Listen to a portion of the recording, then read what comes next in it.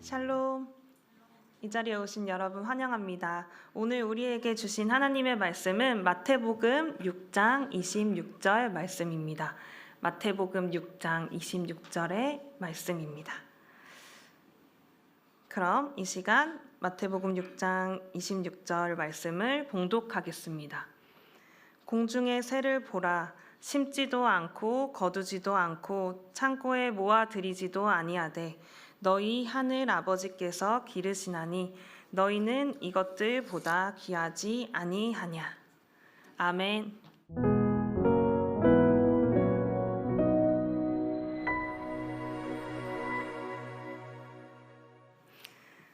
여러분 많이 추우셨죠? 네, 많이 추움에도 불구하고 이 자리에 하나님의 말씀을 듣기 위해 오신 여러분 환영하고 축복합니다.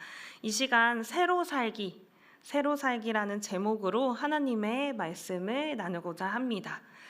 여러분, 우리가 살고 있는 사회는 자본주의 사회이죠. 소유하고 또 소비하고 살아갑니다. 때로는 돈으로 모든 것을 살 수 있을 것만 같습니다. 이런 말도 있죠. 돈으로 행복까지 살 수 있다.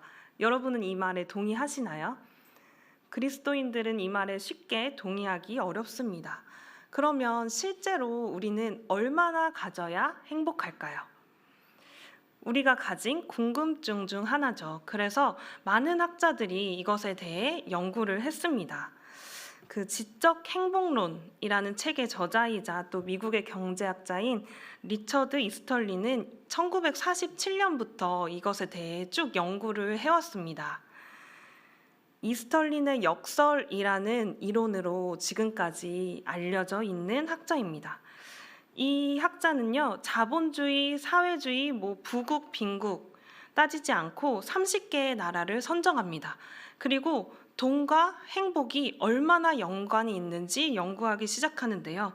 그 당시 사회는 소득과 행복은 비례한다. 소득이 올라가면 행복도도 올라간다 라고 당연히 생각하고 있던 사회였습니다. 그런데 이 학자는 이렇게 발표합니다. 소득과 행복은 비례하지 않는다. 정확히는 소득과 행복은 비례하는 것처럼 보이지만 사실은 그렇지 않다입니다. 이 학자가 연구한 내용은 이런 건데요. 어떤 한 시점에서 돈이 많은 나라와 돈이 적은 나라를 비교해보면 돈이 많은 나라의 행복도가 더 높았습니다. 돈이 많은 사람과 돈이 적은 사람을 어떤 한 시점을 콕 집어서 연구를 하면 돈이 많은 사람이 더 행복했습니다. 그런데 시간이 흐르면서 돈이 더 많아진다고 행복도가 올라가는가? 라는 것을 연구해 보았을 때 그렇지 않았다는 겁니다. 돈과 행복도가 상관이 있으려면 돈이 많을수록 더 행복해져야 하는데 그렇지 않았습니다. 이것을 이스털린의 역설이라고 부릅니다.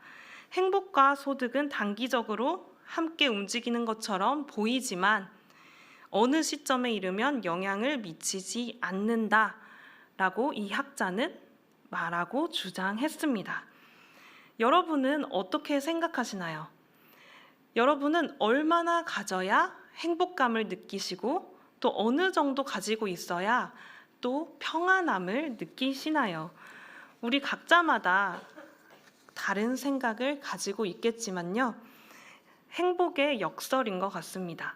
소득이 이 자본주의 사회에서 돈이 나를 행복하게 할 것만 같은데 사실은 그렇지 않다는 걸요.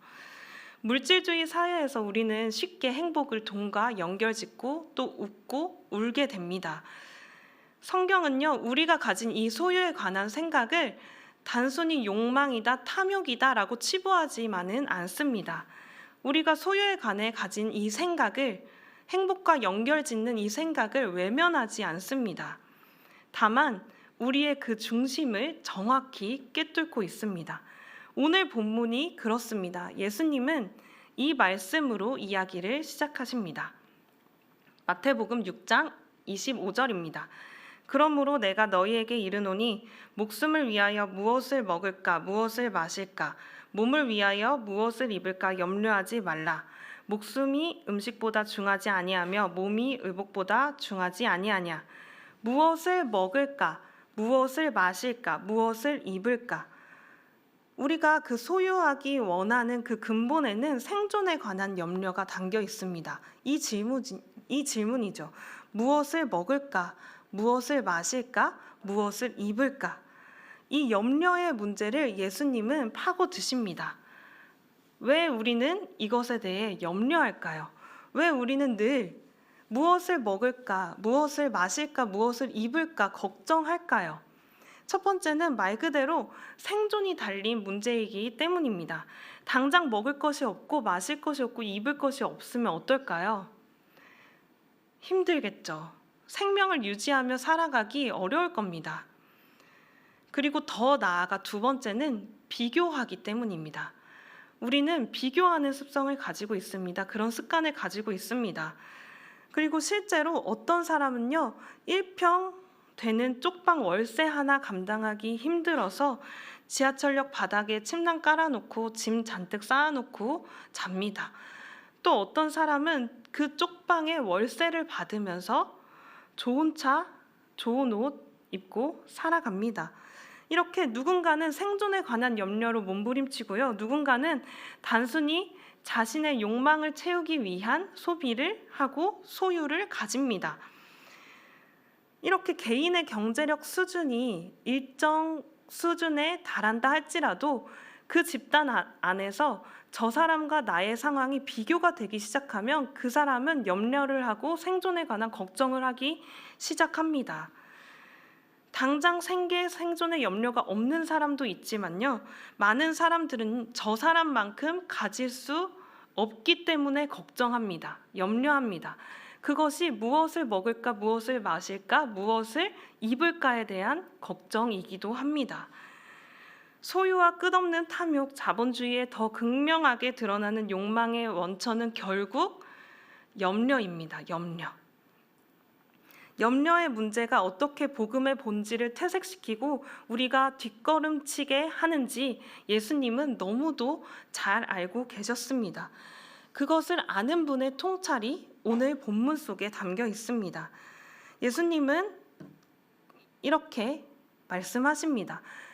나를 모르는 사람은, 하나님을 모르는 사람은 이 염려에 붙잡혀 날지 못하지만 그리스도의 메시지를 받은 사람은 자유롭게 날 수 있다고 말입니다. 그래서 예수님은 새를 말씀하셨습니다. 하나님의 돌보심을 깨닫고 염려로부터 벗어나는 방법을 제시해 주신 겁니다. 오늘은 그 두 가지로 내용을 정리해 보려고 하는데요. 첫 번째 방법은 새를 관찰하는 사람으로 살기입니다. 오늘 우리가 함께 본 예수님의 말씀입니다. 공중의 새를 보라 라고 예수님은 말씀하십니다. 여기에서 보라는 단순히 새들을 그냥 쳐다보라가 아닙니다. 헬라어 원문에 사용된 동사는 엠블레포라고 하는데요.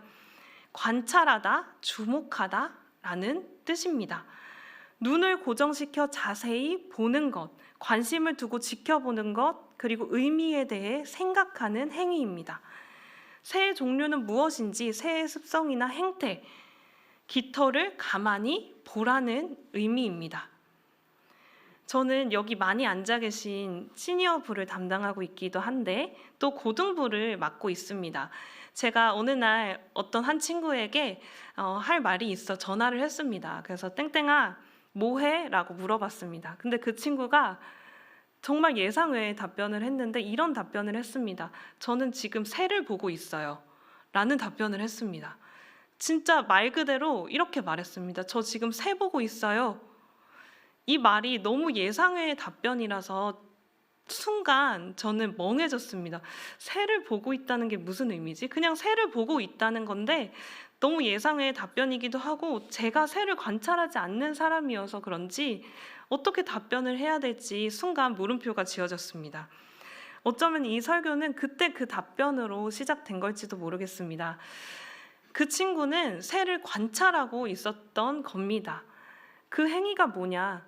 묵상하고 있었던 거죠. 자연을 묵상하고 새를 보면서 하나님, 하나님의 존재를 인식하고 있던 건지도 모르겠습니다. 그 친구가 이것이 묵상이라고 인식하고 있었는지 인식하고 있지 않았는지는 모르겠지만 오늘 예수님의 말씀에 따르면 그 친구는 새를 관찰하고 보면서 그 새를 통해 이 자연 세계를 알고 예수님에 대해 묵상하고 있었던 거죠. 예수님의 말씀대로 하루를 보내고 있었던 겁니다. 공중의 새를 보라. 여기에서 새는 하늘 아래 있는 날아다니는 새를 의미합니다. 예수님은 왜 하필 새를 이야기하셨을까요? 우리는 다른 생명과 더불어 살고 있는데도 참 다른 생명에 관심이 없습니다.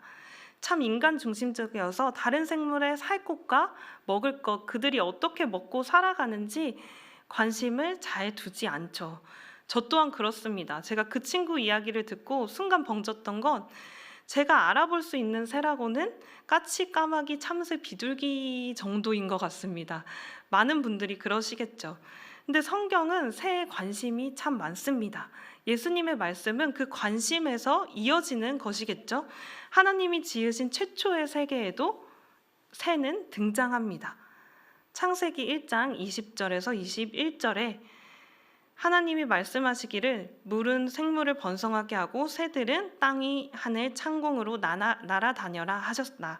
하나님이 커다란 바다 짐승들과 물에서 번성하는 움직이는 모든 생물을 그 종류대로 창조하시고 날개 달린 모든 새를 그 종류대로 창조하셨다. 하나님 보시기에 좋았다. 라고 기록되어 있습니다. 모든 새를 종류대로 누가 창조하셨죠? 하나님이 창조하셨고 보시기에 좋았다라고 말씀하십니다. 또 창세기 8장 7절에서 8절입니다. 노아 방주의 이야기인데요. 노아 방주에서 최초로 나온 생물은 새입니다. 까마귀와 비둘기입니다. 그리고 시편 50편 11절입니다. 산의 모든 새들도 내가 아는 것이며 들의 짐승도 내 것이미로다. 하나님은 사람에게 관심을 두시듯 새를 모두 다 알고 있다라고 말씀하십니다. 여러분, 새의 종류가 9,000여 종이 넘는다고 합니다. 하나님은 그 모든 새를 알고 계시다는 겁니다. 근데 하나님의 관심과는 다르게 새는 그리 귀히 여겨지는 생물은 아니었습니다. 성전의 제물 중 비둘기는 가장 저렴하여서 일반 백성들도 쉽게 구할 수 있는 동물이었습니다. 그리고 마태복음 10장에는요. 예수님께서 이렇게 말씀하시는데 참새 2마리가 한 아사리온에 팔리지 않느냐. 그러나 너희 아버지께서 허락하지 아니하시면 그 하나도 땅에 떨어지지 아니하리라. 우리 생명의 귀함을 말씀하시면서 이런 비유를 드시는데 참새 2마리가 한 아사리온이라고 말씀하십니다. 데나리온이 노동자 하루의 품삯이었고요. 이 아사리온은 데나리온의 16분의 1 정도 되는 가격입니다. 오늘날의 가치로 따지면 5,000원 정도라고 합니다. 참새 한 마리가 2,500원인 것이죠. 여러분, 그 옛날에 초등학교 앞에 병아리 팔던 거 기억나시나요? 저는 그 병아리를 꼭 한 마리 사곤 했습니다. 한 번 산 게 아니란 뜻이죠. 초등학생의 용돈으로도 그 병아리를 살 수 있었습니다. 그 병아리를 떠올리시면 좀 쉽게 떠올릴 수 있을 것 같습니다. 그 병아리 때문에 부모님들이 참 골치 아팠는데요. 마치 그런 존재라는 겁니다. 그런데 예수님은 왜 새를 보라라고 말씀하신 걸까요? 이 새의 습성에서 우리의 염려를 해결할 수 있는 열쇠가 있기 때문입니다. 본문 읽어보겠습니다. 공중의 새를 보라, 심지도 않고 거두지도 않고 창고에 모아 들이지도 아니하되. 여러분, 새는 예수님이 말씀하신 것처럼 심지도 않고 거두지도 않고 창고에 모아 들지도 않습니다. 실제로 그렇습니다. 여러분, 새가 백화점에서 신용카드로 쇼핑하는 거 본 적 있으신가요? 냉장고에 자기의 먹이를 보관해 놓고 꺼내서 먹는 거 본 적 있으신가요? 이거 인간의 그런 습성을 비유로 든 거지만 새들은 실제로요, 창고나 신용카드도 없고 냉장고도 없습니다. 이게 무슨 의미냐? 먹이를 쌓아두지 않고 산다는 의미입니다. 먹는 것도 한 끼 밥을 위해 직접 찾아다닙니다. 특히 철새들의 움직임을 보시면 계절에 따라 먼 거리를 옮겨 다니면서요, 먹을 것에 맞추어 자신의 이동 경로를 결정합니다. 넘치지 않게 알맞게 먹습니다. 또 새는 집을 짓는데 새끼를 키워낼 만큼 크기로 형편에 맞게 알맞게 짓습니다. 새의 집이 초호화 궁궐인 것을 본 적 있으신가요? 아니죠. 그 둥지는 작고 아주 귀엽습니다.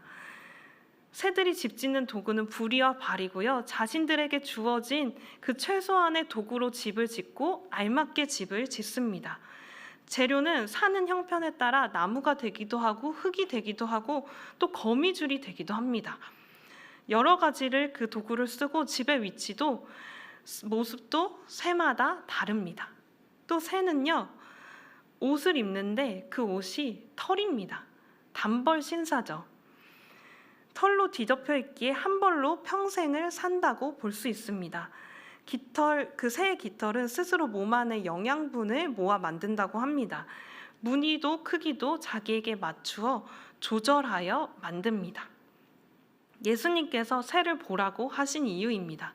새의 습성을 이 세 가지로 모두 다 정리하여 이렇게 일어나고 해결할 수는 없겠지만 새의 습성이 대부분 그러합니다.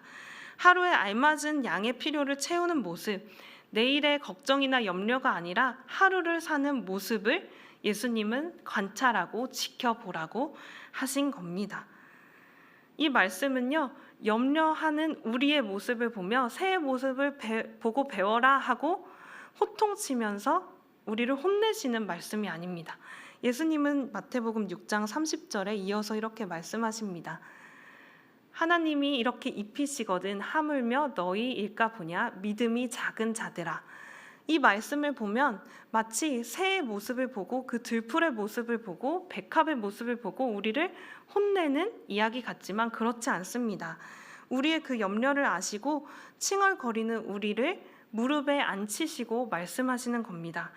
염려 가득한 우리, 먹고 사는 것에 관한 걱정에 사로잡혀 하나님을 보지 못하고 하나님의 말씀에 귀 기울이지 못하는 우리에게 내리쬐는 햇살과 같은 따뜻한 말씀입니다. 밥 먹이고 싶은 것이 사랑이지 않습니까? 소중하게 생각하는 사람이 밥 굶고 있을 때가 우리는 제일 속상합니다. 그래서 뭐 하나라도 더 먹여주고 싶고 더 손에 쥐어주고 싶습니다. 그것이 바로 오늘 본문의 말씀을 하시는 예수님의 마음입니다. 먼저 예수님은요, 새의 모습을 응시하고 먼저 관찰하셨습니다. 그러다가 놀라운 돌봄의 원리를 깨달으셨습니다. 이처럼 생존에 얽매이지 않는 자유로운 살아감, 이 살아감이 바로 하나님의 돌보심에 관한 신뢰라는 것을 우리에게 지금 알려주고 계십니다. 그분의 손길에 나의 손을 맡긴 결과, 나의 삶을 맡긴 결과가 바로 염려하지 않음인 것을 예수님은 지금 말씀하고 계십니다. 새도 그런 돌봄을 받습니다. 스스로 먹이를 찾아다니는 것 같고 하루에 알맞은 양의 먹이를 먹는 것 같지만 그 모든 것이 하나님의 돌보심이라는 것입니다. 새도 하나님의 섭리 안에 있습니다. 하물며 우리는 어떨까요? 새를 관찰하며 살면 하늘 아버지의 먹이심과 입히심을 경험할 수 있습니다. 보잘것없는 것, 잘 주목하여 보지 않는 것, 자연의 흐름 속에 우리의 시선을 두면 우리는 깨닫게 됩니다. 하나님이 우리를 돌보고 계시구나. 주님은 우리를 돌보십니다. 주님은 우리를 먹이십니다. 주님은 우리를 입히십니다. 여러분, 이 자명한 현실을 신뢰하고 계십니까? 아멘으로 화답할 수 있길 바랍니다. 미국의 한 시인은 새에 관한 짧은 시를 썼는데요. 웃기면서도 또 씁쓸합니다. 울새와 참새의 대화입니다. 울새가 참새에게 말했다. 나는 정말 알고 싶어. 왜 이 근심 많은 인간들이 이토록 안절부절 못하며 바쁘게 사는지. 참새가 울새에게 대답했다. 친구야, 내 생각엔 그들에겐 하나님 아버지가 안 계신 게 분명해. 너와 나를 돌보아 주시는 그분 말이야. 마치 하나님이 계시지 않는 것처럼 염려하고 계시진 않습니까? 참새와 울새도 아는 그 하나님의 돌보심을 말입니다. 우리의 현실이 녹록지 않을 때 가장 먼저 포기하게 되는 것이 하나님을 향한 신뢰이자 믿음인 것 같습니다. 하나님이 우리를 돌보고 계신다는 그 사실을 믿고 신뢰하는 것을 쉽게 잊어버리고 또 잃어버립니다. 예수님은 염려로부터 벗어나는 방법 첫 번째, 새를 관찰하며 살기, 새를 보라라고 말씀하십니다. 그럼 두 번째는 무엇일까요? 두 번째는 새로 살기입니다. 관찰하는 것을 넘어 새처럼 사는 것입니다. 아까 말씀드린 그 새의 습성 기억나시죠? 알맞은 양의 먹이를 구하며 살고 하루 먹을 것을 채우며 살고 나의 집을 그냥 나의 형편에 맞게 짓고 사는 삶, 바로 그것이 새처럼 사는 삶입니다.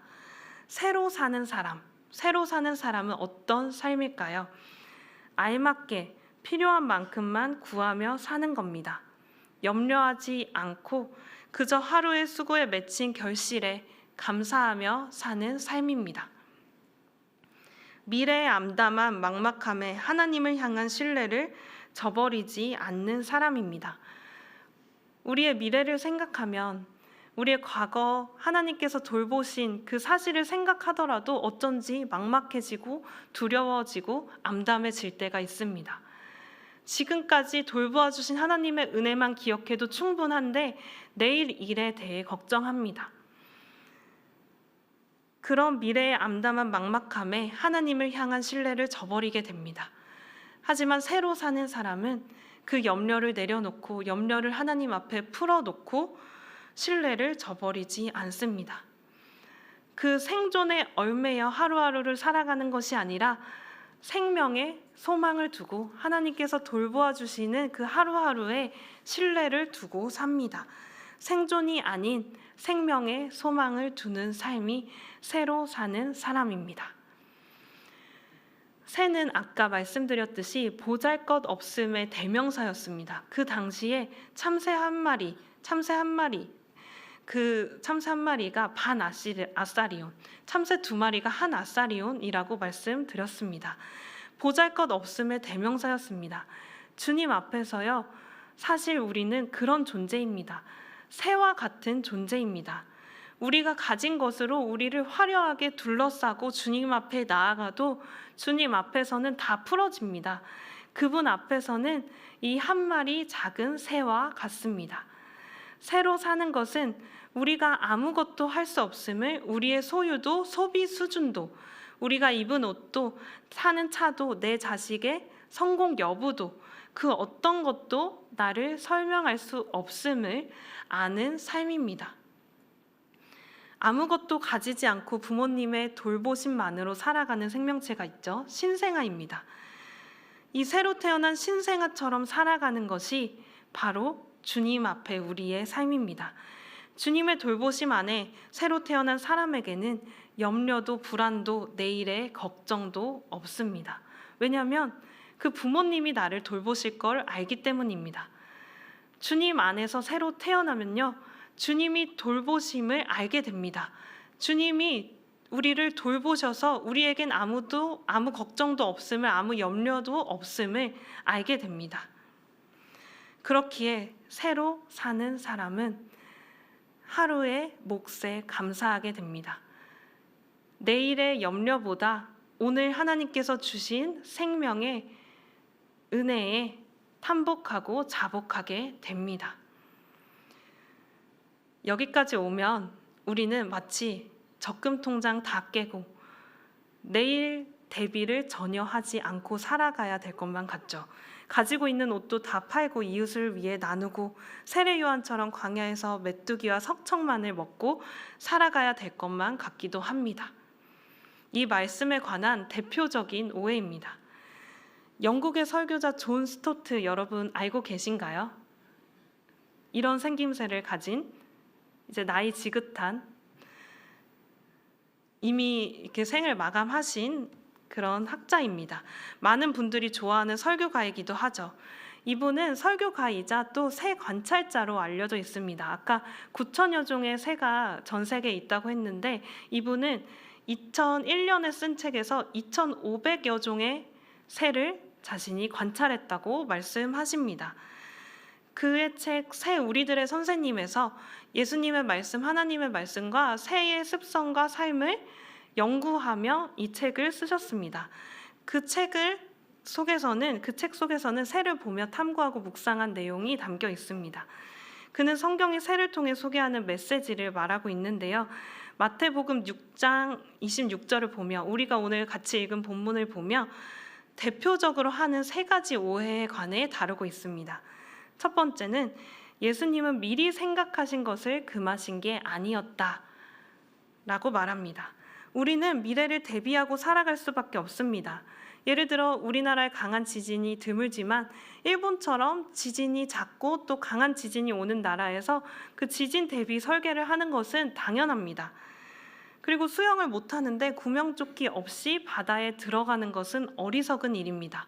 그것처럼 하나님께서 우리를 돌보시고 내일을 위해 염려하지 말라는 것이 미래를 향한 대비를 하지 말라는 뜻, 금지하신 것이 아니라고 말합니다. 잠언의 말씀에는 이렇게 나와 있습니다. 게으른 자여, 개미에게 가서 그가 하는 것을 보고 지혜를 얻으라. 개미는 두령도 없고 감독자도 없고 통치자도 없으되 먹을 것을 여름 동안에 예비하여 추수 때에 양식을 모으느니라. 이번엔 개미입니다. 성경에서는요, 개미의 미래 대비 계획을 보고 배우라고 말합니다. 마태복음 6장 후반부의 말씀은 미래 대비와 계획을 금한 것처럼 보이지만 그렇지 않습니다. 또 두 번째 오해입니다. 예수님의 말씀은 하나님의 자녀들은 모든 사고로부터 보호받는다는 의미가 아닙니다. 그 하나님의 돌보심 안에 있는 믿음의 자녀에게 갑작스런 사고는 일어납니다. 믿음의 자녀에게도 불행하다 라는 말이 나오는 일이 일어납니다. 그것이 하나님의 돌보심이 없는 무해의 상태가 아닙니다. 우리는 그런 일이 우리에게 일어날 때 하나님 나를 돌보시고 계신 것이 맞나요? 하나님이 나를 지켜보고 계신 것이 맞나요? 라고 의심하고 또 불안해합니다. 하지만 그것이 아니라는 겁니다. 예수님이 약속하신 것은 어떤 상황에서도 우리를 돌보시겠다는 약속입니다. 어떤 상황이 우리에게 일어날지라 할지라도요. 그리고 세 번째, 예수님의 말씀은 하나님의 자녀들은 뒤로 물러나 앉아 하나님께 모든 것을 맡기고 자신은 아무것도 하지 않아도 된다는 의미가 아니다 라고 대표적인 오해 마지막 세 번째를 말하고 있습니다. 하나님은 새들이 스스로 먹고 살 수 있도록 수단을 제공하시지만 새들은 결국 스스로 먹이를 찾아다녀야만 합니다. 우리는 우리의 먹을 것이 하나님으로부터 온다는 것을 알고 하나님께 감사하지만요. 그렇다고 농부와 어부, 유통업자의 손을 거치지 않는다는 것은 아닙니다. 부모님의 손맛과 정성을 건너뛰고 하나님께서 천상의 손길로 요리를 직접 하셨다는 의미도 아닙니다. 염려하지 않는 삶은 미리 생각하지 않는 삶, 사고로부터 보호받고 창고에 늘 곡식이 넘쳐나 소유가 넘치는 삶, 뒷짐지고 있으면 하나님이 알아서 해주시는 삶이 아닙니다. 주님이 먹이시는 것이 매일 반복되는 만나와 메추라기일지라도 입히시는 것이 가죽옷 한 벌뿐이어서 단벌 신사가 될지라도 하나님의 돌보심이 내게 있음을 믿고 신뢰하는 삶입니다. 생존이 아닌 하나님의 꿈을 꾸는 삶입니다. 결국 예수님의 말씀은 예수님이 말씀하신 바는 무엇을 추구하며 살 것인가에 방점이 찍혀 있습니다. 마태복음 6장 33절에서 34절 우리 다 같이 읽어보겠습니다. 그런즉 너희는 먼저 그의 나라와 그의 의를 구하라. 그리하면 이 모든 것을 너희에게 더하시리라. 그러므로 내일 일을 위하여 염려하지 말라. 내일 일은 내일이 염려할 것이요 한날의 괴로움은 그날로 족하니라. 아멘. 하나님의 돌보심을 신뢰하는 사람은 염려하는 사람이 아니라고 예수님은 분명히 말씀하십니다. 땅의 것에 매여 하늘의 것을 바라보지 못하는 삶이 아닙니다. 여러분, 새를 돌보시는 하나님이 우리의 삶도 지금 돌보고 계십니다. 그러니 우리는 하늘을 바라봅시다. 새를 보고 새로 삽시다. 오늘의 것에 감사하는 삶, 내일의 염려는 하나님께 맡겨두는 삶입니다. 우리 다시 한번 오늘 본문이 담긴 말씀을 천천히 읽어봤으면 좋겠습니다. 주님이 우리에게 하시고자 하는 말씀을 기억해 봤으면 좋겠습니다. 이 말씀은요, 그저 읽기만 해도 감동이 되고 은혜가 되는 말씀입니다. 저와 여러분이 한 절씩 교독하실 텐데요. 6장 25절에서 34절 읽어보겠습니다. 그러므로 내가 너희에게 이르노니 목숨을 위하여 무엇을 먹을까 무엇을 마실까 몸을 위하여 무엇을 입을까 염려하지 말라.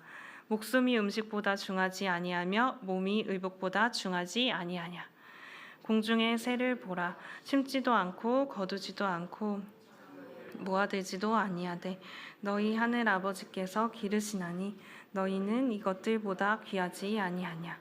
너희 중에 누가 염려함으로 그 키를 한 자라도 더할 수 있겠느냐. 또 너희가 어찌 의복을 위하여 염려하느냐. 들의 백합화가 어떻게 자라는가 생각하여 보라. 수고도 아니하고 길쌈도 아니하느니라. 그러나 내가 너희에게 말하노니 솔로몬의 모든 영광으로도 입은 것이 이 꽃 하나만 갖지 못하였느니라. 오늘 있다가 내일 아궁이에 던져지는 들풀도 하나님이 이렇게 입히시거든 하물며 너희일까 보냐. 믿음이 작은 자들아. 그러므로 염려하여 이르기를 무엇을 먹을까 무엇을 마실까 무엇을 입을까 하지 말라. 이는 다 이방인들이 구하는 것이라. 너희 하늘 아버지께서 이 모든 것이 너희에게 있어야 할 줄을 아시느니라. 그런즉 너희는 먼저 그의 나라와 그의 의를 구하라. 그리하면 이 모든 것을 너희에게 더하시리라.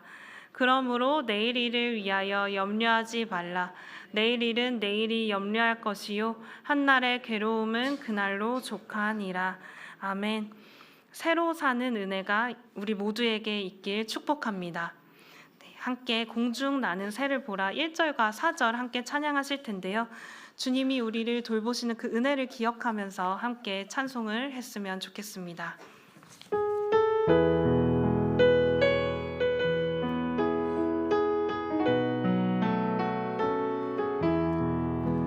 공중 나는 새를 보라.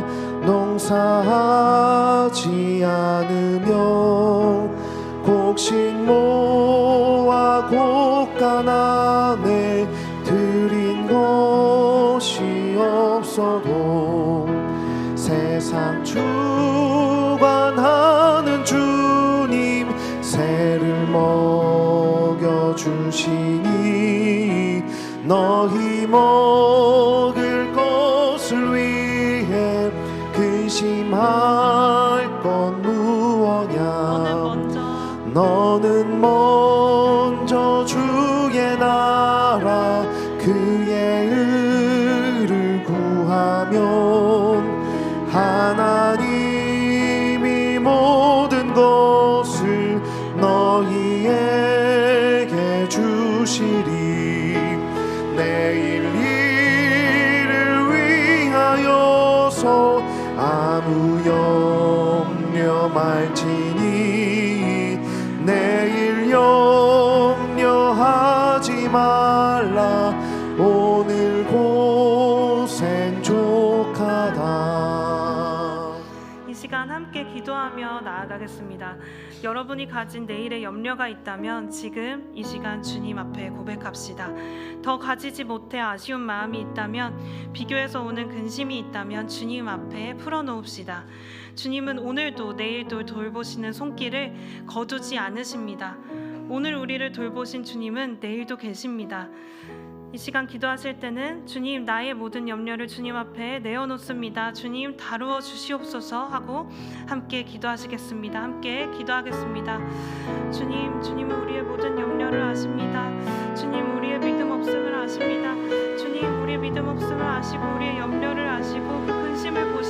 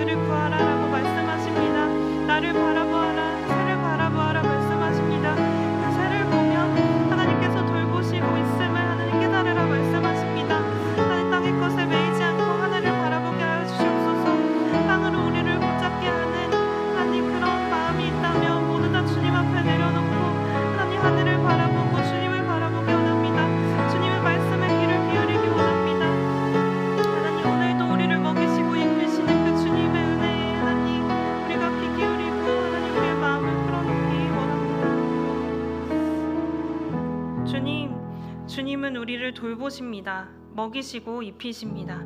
주님이 돌보시는 손길을 순간순간 경험하면서도 우리는 염려하고 근심했습니다. 염려는 단순히 알맞은 것을 채우는 데 그치지 않고 더 가지려고, 남들보다 있어 보이려고 초조해하며 살아가는 우리의 마음입니다. 우리는 그렇게 살아가고 있습니다.